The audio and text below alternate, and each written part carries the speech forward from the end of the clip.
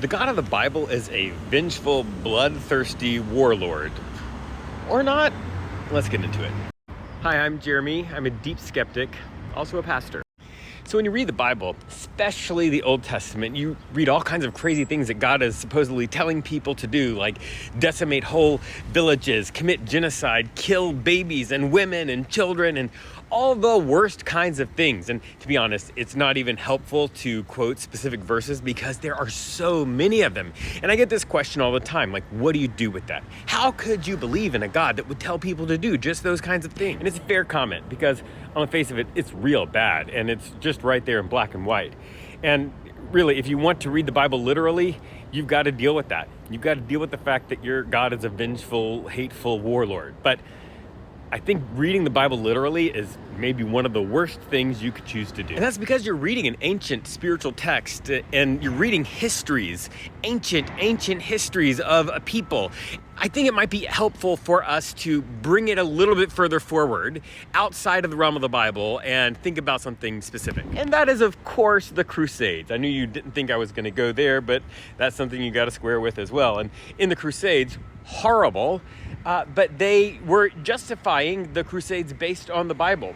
In fact, the Bible's been used to justify all kinds of things, including the transatlantic slave trade and really all kinds of bad stuff. But in those cases, when you talk to a Christian today, they will tell you that actually that's a misuse of the Bible. God didn't tell them to go on crusades and God didn't tell them to have slaves. That's not a thing that God does.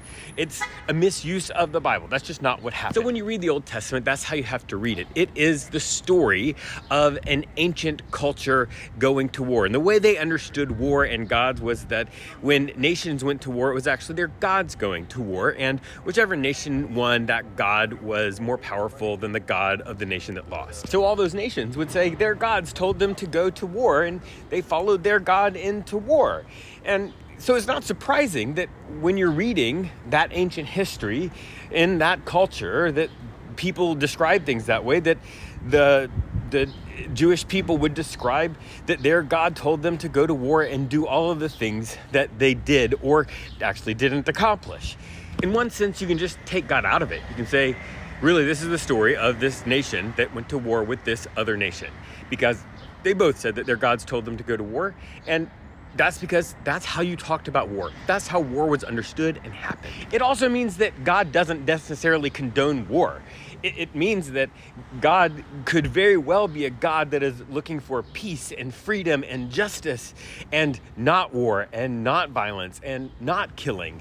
But what you find when you read the Bible literally is a nation that is justifying itself with its God. And if you're going to read it literally, then you've got to square yourself with a pretty awful God. And that's the thing. When you're reading the Bible, you are reading a collection of very ancient texts. And that means that they deserve to be read with a critical eye, with real academic rigor. And doing that doesn't mean that you're denying the truth of them.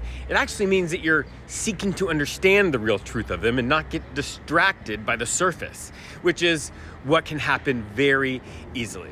So that's the God of war and how we deal with that.